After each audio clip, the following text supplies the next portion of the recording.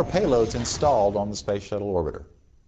Now the payload bay is usually filled with 1, 2, or sometimes even more payloads. Each payload we fly on the Space Shuttle is unique and different. They have different electrical, mechanical, fluid, and data connections.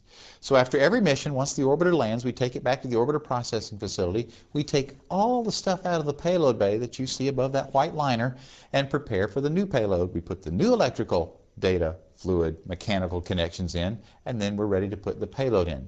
Now most payloads are installed into the orbit out at the pad, believe it or not. We have a very large structure called the rotating surface structure that actually comes in and encloses the orbiter, and then we have some payload bay doors on there that will open up, and this thing called the payload ground handling mechanism, or the PGM, will actually take the payload that's been installed and insert it into the orbiter. The orbiter will grab it with its payload retention devices. The payload ground handling mechanism, or the PGM, will release it, retract, we close all the payload doors, and now you're ready to go fly. And that's how we get payloads into the orbiter.